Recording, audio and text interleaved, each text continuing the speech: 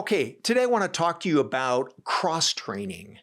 And I hear from practices all the time that are very, very proud of their cross-training, that everybody knows every other's jobs in the practice. I want to make a comment on that because there is a point that you can get to where cross-training needs to diminish and you get more into kind of specific jobs. Okay, we're going to get into that. I'm Dr. Joel Parker with the Standing Ovation Practice program. Welcome, and let's dive into this.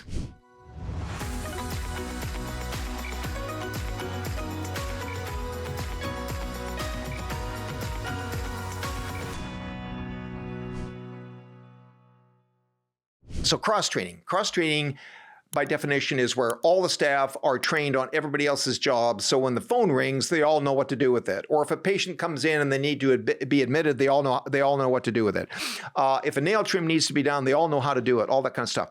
And so cross-training is really, really important when you're small, when you're about 3 or 4 people, because people need to be able to kind of have a little bit of elasticity in their job, so that if the receptionist is off for lunch or something like that, the phone rings, somebody knows how to handle it, and they can book an appointment. So cross-training is good because it, partly, as we've talked about before, it keeps the flows going, right?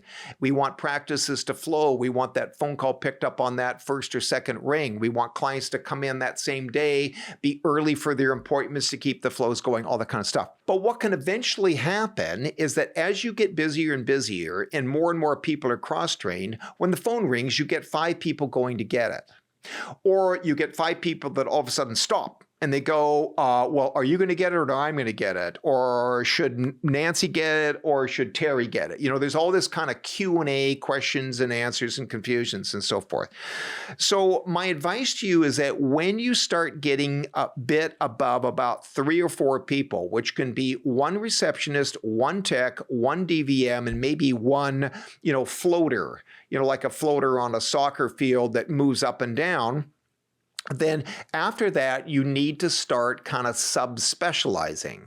And this is so that when the phone rings, there is a dedicated CSR to answer that phone before the second ring, and they know how to expertly book the appointment and guide them into the exam room. Same thing goes with the tech in the back. They might hear the phone ring. Maybe they're going to help out if they're starting to get 2 or 3 phone calls coming in, but they don't want to leave that post in the back. Otherwise, the doctor comes back with a patient and there's nobody there.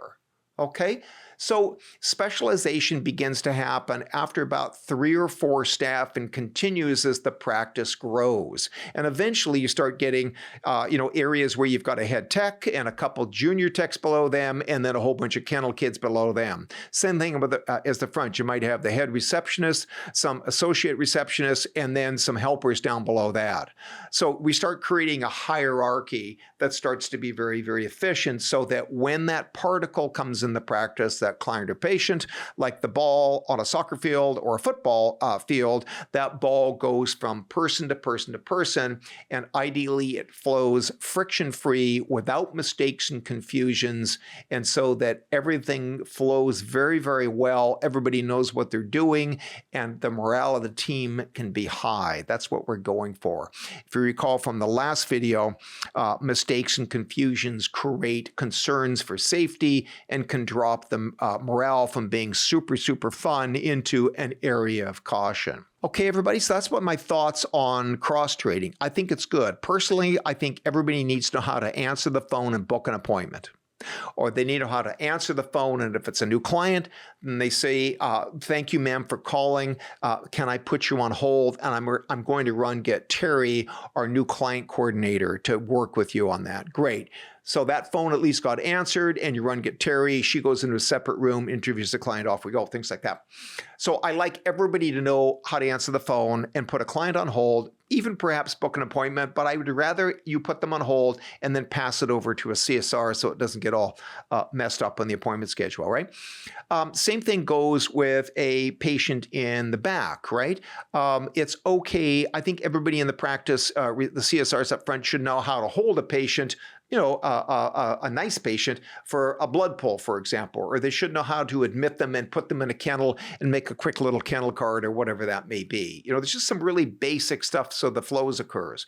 But that doesn't mean that the receptionist is admitting in a patient and now she's going to stay in the back and nobody's up front. No, it means that she's going to do that little job and then go back up. So I like about let's say maybe 10% cross training at most, and 90% specialization, all coordinated with a proper organizational chart so that when the clients come in, all those flows are moving really beautifully, smoothly through, and the client comes in and enters the practice and leaves with an experience that was above and beyond expected, that Standing Ovation Practice experience, and goes out and leaves you a great Google review, tells their friends and family, and before you know it, you've got this really cool, magical practice that's happening. Okay, guys, that's my thoughts on cross-training. Hope you enjoyed this. Please leave me some notes and discussion down below. Even if you don't agree with it, let it rip. I'm open to discussion. This is a fun area of running a private practice. I'm not saying that it's easy, because it's not. But there are things that are workable and can create that beautiful Standing Ovation practice for you. So thanks for watching. Leave your comments. Make sure to hit that like, thumbs up, the subscribe button, and hit the notifications. And I will see you next week. Thanks for watching.